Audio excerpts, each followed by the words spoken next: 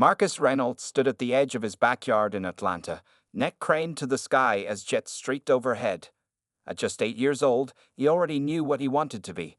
Unlike other kids who changed their dream jobs weekly, Marcus never wavered. He would become a pilot. "There goes another one, Mom," he shouted, pointing excitedly at the contrails cutting through the blue Georgia sky. His mother smiled, though worry creased her eyes. She never told her son how few black pilots existed in America. Instead, she bought him model airplanes and books about flight, feeding his passion rather than his doubts. Years passed, and Marcus's bedroom walls became covered with aviation posters. While other teenagers collected video games, he saved for flying lessons at the local airfield. The first time his hands gripped the controls of a small Cessna, he knew he was exactly where he belonged. "You're a natural," his instructor told him after his first solo flight at 17. The words meant everything to Marcus, who had worked extra jobs after school to afford each precious hour in the air. After high school, Marcus earned a scholarship to the Air Force Academy. The military path wasn't easy. The rigid discipline, the occasional racist comments from classmates, the pressure to be twice as good. But Marcus excelled, graduating near the top of his class. For 8 years, he flew military transport planes across the world, earning commendations for his skill and cool-headed decision-making during missions. When Marcus transitioned to commercial aviation at age 30, he brought with him thousands of flight hours and an impeccable record. He quickly earned a position as first officer at National Airways, one of the country's largest carriers. Passengers and crew alike appreciated his calm presence and thorough approach to safety. "Reynolds makes everyone feel secure just by his voice on the intercom," one flight attendant commented on his performance review. 3 years into his commercial career, Marcus began to notice something troubling. Pilots who started after him, pilots with less experience and sometimes lower performance scores, were moving up to captain positions while his applications remained under review. Most of these advancing pilots shared one obvious difference from Marcus: they were white. At first, he brushed it off as coincidence or bad timing. But after the fifth time being passed over, patterns became impossible to ignore. The explanations from management always sounded reasonable on paper. "We're looking for specific leadership qualities," or "there were stronger candidates this cycle." One evening after a long transatlantic flight, Marcus met his old Air Force buddy James for dinner. James, also black, flew for a different airline but shared similar stories. "I've been stuck as first officer for 6 years now," James said quietly. "My white co-pilot from training is already a senior captain with international routes." As they talked, more pieces fell into place. It wasn't just them. Across the industry, black pilots seemed to hit the same invisible ceiling. That night, lying awake in his apartment, Marcus stared at his pilot's uniform hanging in the closet. The wings he'd worked so hard to earn gleamed in the dim light. He thought about all the young black kids like him, looking up at planes and dreaming. How many would give up before even starting because the system was stacked against them? Something needed to change, and suddenly, Marcus had an idea, risky, bold, and potentially career-ending. But if it worked, it might expose what everyone suspected but couldn't prove. By morning, his plan was taking shape. It would be the most important flight of his career, one that might never leave the ground. Marcus sat in the back of the crowded meeting room, watching as the promotion announcements were made. His hands were folded tightly in his lap, knuckles white with tension. This was the third time he had applied for the senior captain position at National Airways. The third time he had passed all the tests with flying colors. And now, he waited to hear his name. For the Atlanta-London route, "We're pleased to announce Captain Peter Davis will be taking the lead," said Mr. Henderson, the airline's operations director. The room filled with polite applause. Marcus forced a smile, even as his stomach dropped. Peter Davis had been flying with the company for just 4 years, half as long as Marcus. They had trained together for the promotion assessments, and Marcus had consistently outperformed him in the simulator tests. After the meeting, Marcus approached Mr. Henderson in the hallway. "Excuse me, sir. I was wondering if I could get some feedback on my application. This is the third position I've been passed over for." Henderson looked uncomfortable. "Of course, Reynolds. Let me check your file." He flipped through some papers. "It seems the evaluation team felt you lacked certain leadership qualities we're looking for in our senior captains. Keep working on your communication style. Sometimes you come across as too assertive. Too assertive. Marcus had heard similar feedback before, yet his white colleagues were praised for being confident and decisive when displaying the exact same behaviors. That evening, Marcus drove to Willard's Bar and Grill, a place where pilots often gathered after flights. He needed to talk to someone who would understand. Inside, he spotted Jamal and Terrence, two other black pilots he had become friends with over the years. "Let me guess," Jamal said as Marcus slid into the booth. They gave the London route to Davis. Marcus nodded, signaling the waitress for a soda. "How'd you know?" "Because the same thing just happened to me at Midwest Air," Jamal replied. 6 years as first officer with perfect evaluations, but apparently I'm not the right fit for captain." Terrence shook his head. "It's the same story everywhere. My buddy at Pacific Airlines says they have 47 senior captains. Guess how many are black?" "How many?" Marcus asked. "One, and he was hired in the 1990s. The three men fell silent, each lost in thought.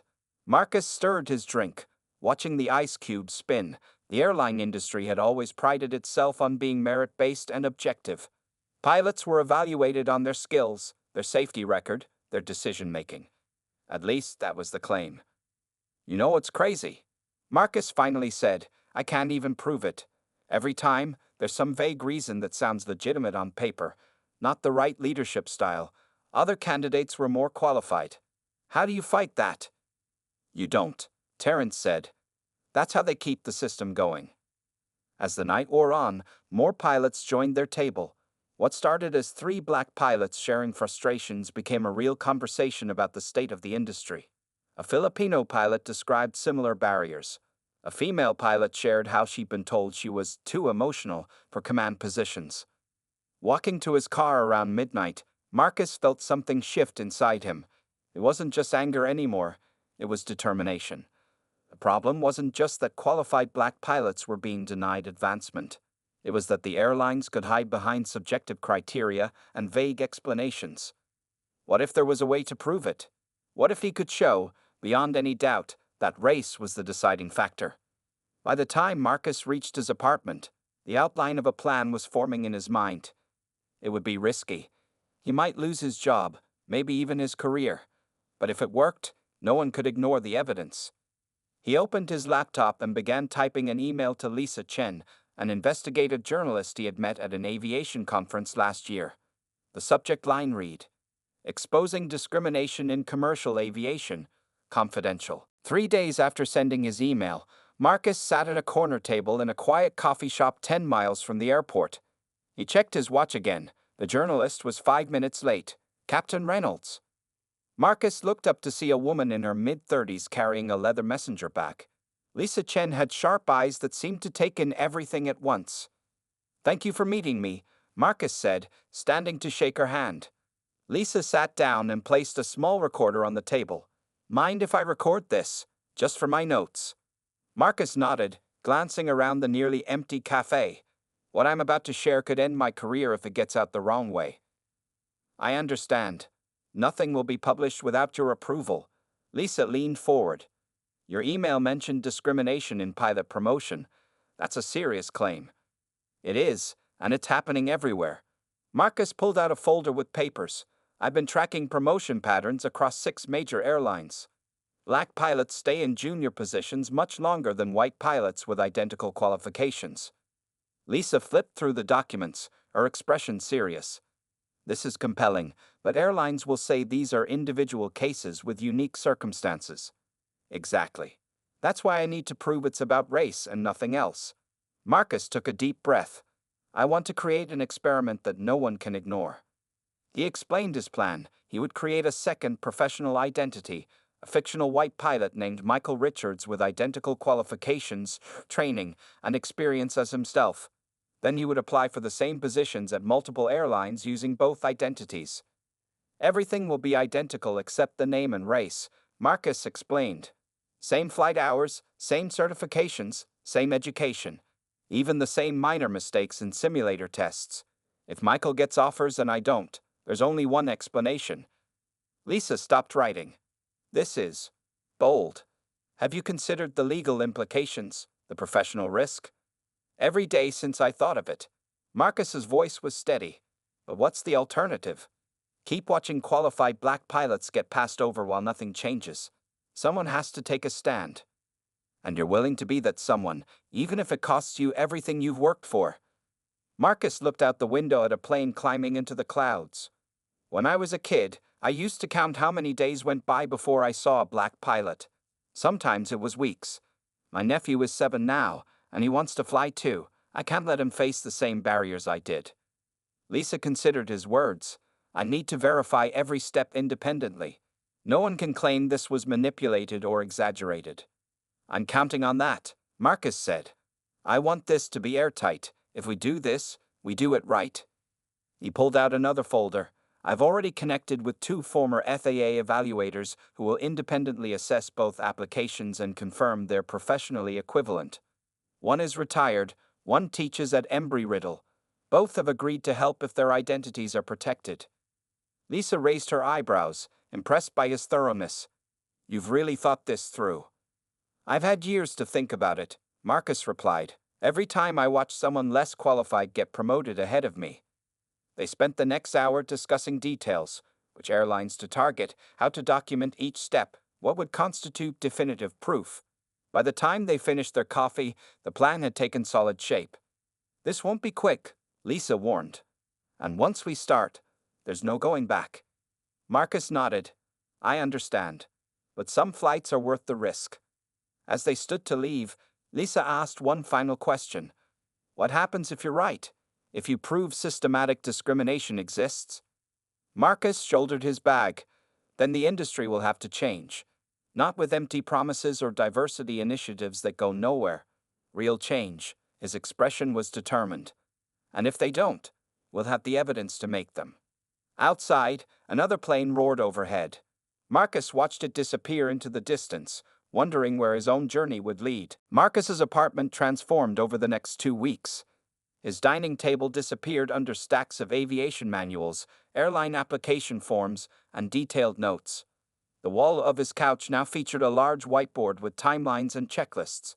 This was no longer just an idea, it was a mission. We need to make Michael Richards completely believable, Marcus told Lisa during one of their planning sessions. If anyone digs deep enough to question his existence, the whole experiment falls apart. Lisa nodded, typing notes on her laptop. What about digital footprint? Everyone has one these days.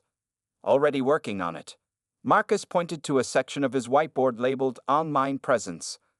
I've created email accounts, a LinkedIn profile with appropriate connections, and even a basic professional website.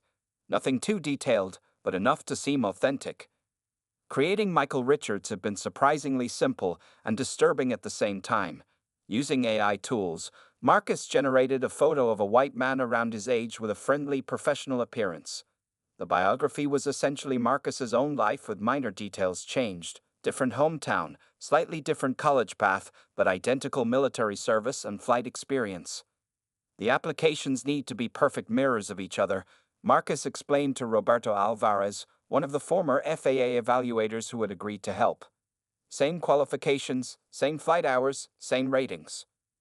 Roberto, a gray-haired man with 40 years in aviation, studied both resumes side by side. The only meaningful difference I can see is the name and photo. Professionally speaking, these are identical candidates. Marcus had spent days ensuring this was true. He carefully matched every detail, hours flown on each aircraft type, safety records, additional certifications. He even made sure both profiles listed the same community service, though Michael volunteered at a different children's hospital than Marcus did. What about the simulator tests? Asked Dr. Amaro Wilson, the second evaluator. That's where subtle bias often appears. Evaluators might grade the same performance differently based on who they're watching. That's why we're recording everything, Lisa explained. Marcus will perform identical flight scenarios as both himself and Michael. We'll use the exact same technical approach, communication style, even make the same minor, recoverable errors in both sessions. For airlines that required video interviews, Marcus had recruited Jordan, a white pilot friend who agreed to serve as Michael's face. Jordan would wear an earpiece, and Marcus would feed him the exact answers he himself had given in his own interview. The words would be identical, only the face would change. "This is the most thorough experiment I've ever been part of," Dr. Wilson admitted. "Whatever the results, no one can question the methodology." As weeks passed, Marcus maintained his regular flying schedule while working on the project nights and weekends.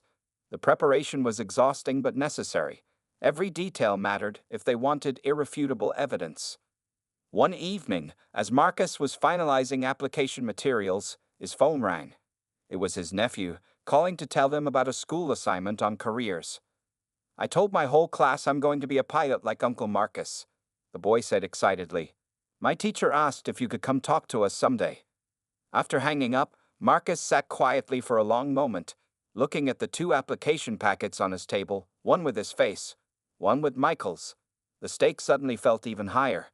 This wasn't just about his career anymore. It was about every child who looked up at the sky and dreamed of flying. "We're ready," Marcus told Lisa the next day. "It's time to put these applications out there and see what happens." Lisa nodded, her expression serious. "Once we submit these, there's no turning back. Are you absolutely certain you want to do this?" Marcus looked at the twin applications one final time. "I've never been more certain of anything in my life." With a deep breath, he clicked Submit on the first application. Their daring flight test had officially begun. The morning after submitting the applications, Marcus woke up with a knot in his stomach. He checked his phone immediately. No notifications yet. He tried to focus on his regular routine, but his mind kept drifting back to those 6 applications now sitting in airline hiring systems across the country. "Remember, patience is key," Lisa had warned him. "Hiring processes take time." But that patience was tested when, just 3 days later, Michael Richards received his first email. "Congratulations. We're impressed with your qualifications and would like to schedule an initial interview. Read the message from Continental Airways." Marcus forwarded it to Lisa immediately. He checked his own email. Nothing yet from Continental for Marcus Reynolds. It could be coincidence, Lisa cautioned over the phone. Maybe they're processing applications in alphabetical order. Or comes after M. By the end of the week, however, the pattern became harder to dismiss. Michael Richards had received interview requests from 4 airlines. Marcus Reynolds had received none.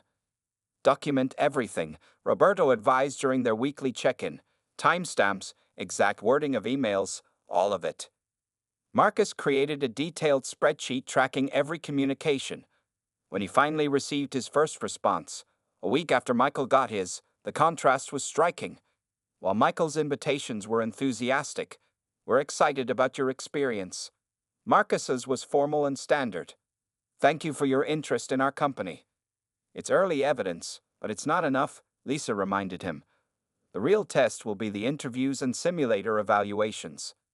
Great Lakes Airlines was the first to invite both candidates for in-person assessments. This would be the most challenging part of the experiment. Marcus would need to perform identically in both evaluations, and Jordan would need to perfectly relay Marcus's words during Michael's interview.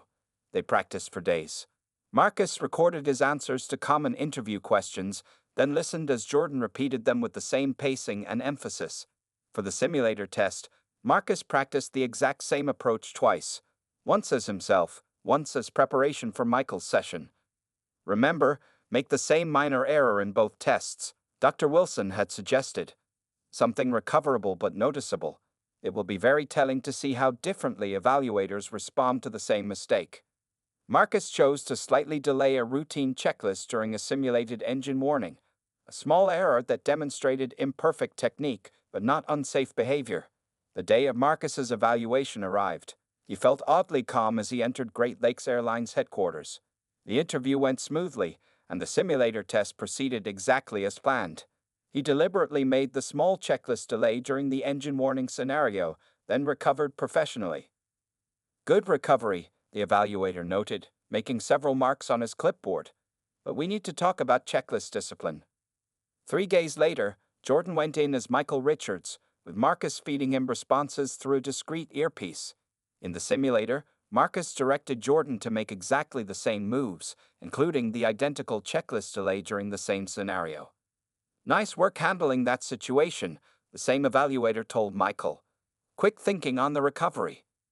When they compared the written evaluations afterward, the differences were striking. Marcus was described as technically proficient but occasionally rushed, while Michael was confident and decisive with excellent instincts. "This is exactly what we needed," Lisa said, reviewing the documents. "Same evaluator, same performance, different assessment." Over the next month, the pattern repeated at other airlines. Michael received faster responses, more positive feedback, and was advanced to final hiring stages, while Marcus's applications moved slowly or stalled completely. The evidence was mounting, carefully documented and verified by their independent evaluators. What had begun as a hypothesis was becoming undeniable reality. "I think we have what we need," Marcus told Lisa one evening, looking at their growing pile of evidence. "The question now is, what do we do with it?" 6 weeks into the experiment, Marcus and Lisa met in her small office downtown. The walls were covered with printouts, charts, and timeline diagrams. Each piece of paper told part of a troubling story that was now impossible to ignore. "Let's go through the final numbers," Lisa said, opening her laptop. Out of 6 airlines, Michael Richards received interview offers from 5 within the first week. Marcus Reynolds received only 2 offers, both coming 3 weeks after submission. Marcus nodded, his expression serious, and the feedback differences were consistent across all evaluations. They had compiled a detailed comparison chart. When Marcus made a good decision during simulator tests, evaluators called him adequately prepared or technically sound. When Michael made the identical decision, he was exceptional or showing leadership potential. The planned checklist delay error had produced the most telling contrast. In Marcus's evaluations, this minor mistake was highlighted as a concerning pattern and a significant area for improvement. In Michael's evaluations, the same error was described as a small oversight quickly corrected, demonstrating good recovery skills. "The language differences are striking," noted Dr. Wilson, who had joined them for this final analysis. For the same actions, Michael is described as confident, while Marcus is aggressive. Michael is careful, while Marcus is hesitant. Roberto pointed to another section of their data. "Look at the advancement rates. After identical performances, Michael was advanced to final interview rounds at 4 airlines. Marcus was advanced at only 1. The most definitive evidence came from Midwest Air, where both candidates had completed the entire hiring process. Despite identical qualifications and performance, Michael Richards had received a job offer with a starting salary of $110,000. Marcus Reynolds had received a "thank you for your interest" email stating they had chosen candidates who better fit our current needs. "This is beyond coincidence," Lisa said. "We have documented evidence of different treatment at every stage of the hiring process." Marcus stood up and walked to the window. Outside, planes were taking off and landing at the distant airport. Each one had a pilot who had gone through this same hiring system. "So what happens now?" he asked quietly. "That's up to you," Lisa replied. "We have enough for a major story. The documentation is thorough, the methodology is sound, and the results are clear. No one could reasonably claim this was chance." Marcus turned back to the room. "What about legal risks? Could the airline sue me for creating a fake applicant?" Roberto shook his head. "They could try, but the potential public relations disaster would make that unlikely. Plus, you haven't actually broken any laws." "There will be backlash," Dr. Wilson warned. "Your career might suffer. Are you prepared for that?" Marcus thought about his nephew, about the young black kids who rarely saw pilots who looked like them. He thought about Jamal and Terrence and countless others whose careers had stalled for reasons they could feel but never prove. "If we don't do this, nothing changes," Marcus said firmly. "The same invisible barriers will remain in place, and the next generation will face the same challenges we did." Lisa nodded. "I'll need about 2 weeks to finish writing the story. My editor is already interested.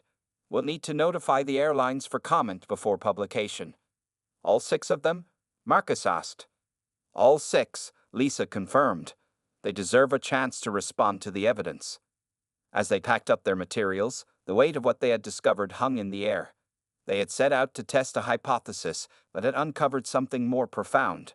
a system of subtle barriers so deeply embedded that many people within it didn't even recognize its existence. Whatever happens next, Marcus said as they parted, at least we brought the truth into the light. No one can claim they don't know anymore. The morning Lisa's article was published, Marcus woke up early. He sat at his kitchen table with a cup of coffee, staring at his phone. The story was scheduled to go live at 6:00 a.m. on the website of the Aviation Observer, a respected industry publication. At 6:01, he refreshed the page and there it was. Special investigation, identical qualifications, different skin colors, unequal opportunities in airline hiring. Marcus's heart pounded as he began to read. Lisa had done a masterful job. The article laid out their methodology in clear detail, presented the evidence step by step, and included quotes from their expert evaluators. There were charts showing response times, comparison tables of evaluation language, and scans of the actual hiring documents with identifying information blacked out. By 7:00 a.m., his phone began to ring. First was Terrence. "Man, have you seen the comments section? This is blowing up." His friend sounded both excited and worried. "Are you okay? Do you need anything?" "I'm fine," Marcus assured him, though his stomach was in knots. Just waiting to see what happens next. What happened next was a whirlwind. By noon, the story had been picked up by major news outlets. Marcus's email inbox filled with messages, some supportive, others angry. His phone kept ringing with calls from unknown numbers, likely journalists seeking comments. At 2:15 p.m., he received an email from National Airways' HR department requesting an urgent meeting to discuss your employment status. His hands shook slightly as he read it. "They're going to fire me," he told Lisa over the phone. "They can't fire you for exposing discrimination," she replied, though her tone wasn't entirely convincing. "That would be retaliation." "They'll find another reason," Marcus said. "Violation of application policies or something similar." The initial airline responses were exactly what they had expected. Carefully worded statements expressing concern about the allegations and promises to look into our hiring practices. Several questioned the methodology of the study, calling it unscientific and misleading. But by the second day, something unexpected happened. Other pilots began coming forward. A black female pilot shared her story of being told she wasn't captain material despite perfect evaluations. A Hispanic pilot revealed how he had been kept in regional airlines for years while watching less experienced white colleagues move to major carriers. An Indian-American pilot described being told his accent might concern passengers, even though he had been born and raised in Chicago. This isn't just my story anymore, Marcus realized. On day 3, a group of airline shareholders from 2 of the companies involved issued statements demanding investigations into hiring practices.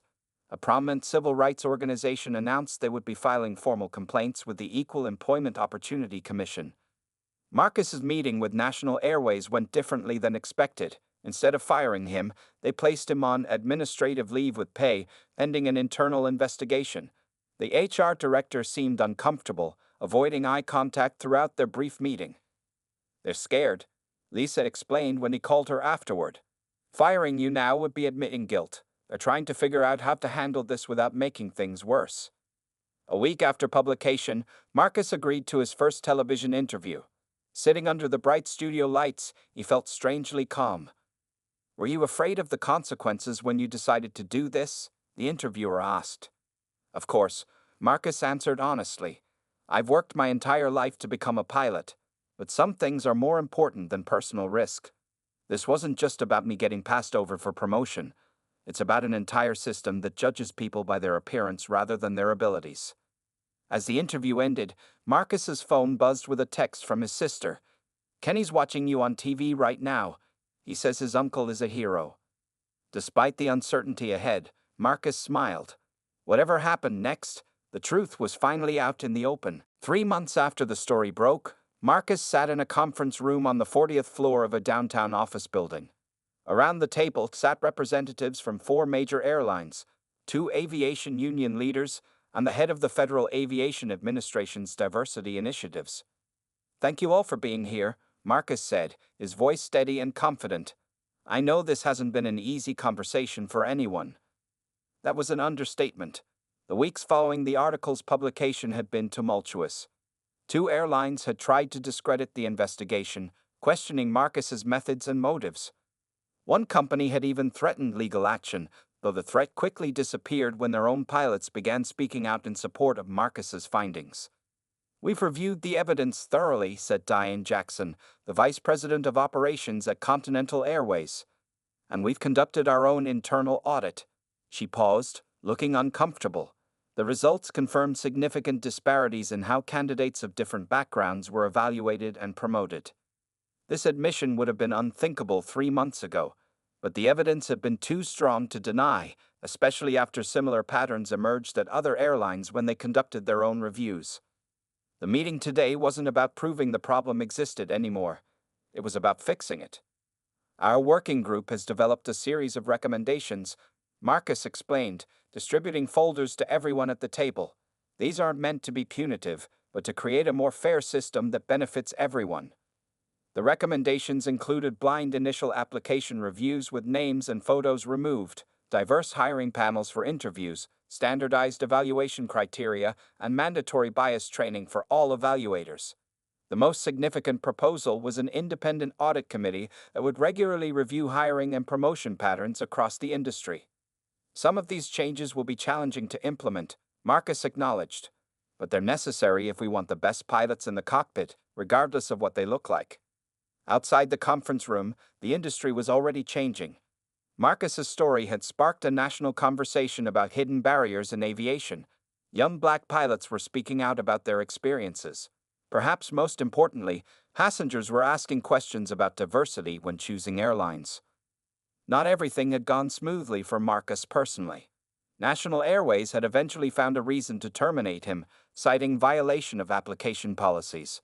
But 3 other airlines had reached out with job offers, including one for a senior captain position. Marcus had also received hundreds of messages from young people of color interested in aviation careers. This unexpected development had led to his newest project, a mentorship program for aspiring pilots from underrepresented groups. "We've made a decision," announced Robert Chen, CEO of Pacific Airlines, bringing Marcus back to the present moment. "We're prepared to implement all of your recommendations, starting with the blind application process next month." One by one, the other airline representatives voiced their agreement. The FAA representative promised government support for the independent audit committee. After the meeting, Marcus stood by the window, looking out at the planes taking off from the nearby airport. His phone buzzed with a text from his nephew. "Did they say yes?" Marcus smiled and typed back. "They said yes. All of them." 6 months later, Marcus walked through the terminal in his new captain's uniform, headed for his first transatlantic flight as commander of an Airbus A350. A young black girl watched him pass, her eyes wide with wonder. "Are you really the pilot?" she asked as he paused to let a group of passengers go by. "I really am," Marcus replied with a smile. "I want to be a pilot too," she said confidently. "Then study hard and never give up," Marcus told her. "The sky is opening for everyone now." As he continued toward his gate, Marcus reflected on everything that had happened. The risks had been real, the challenges significant. But looking at the growing numbers of diverse candidates now entering training programs, he knew it had been worth it. His daring flight test hadn't just exposed the problem, it had changed the course of an entire industry.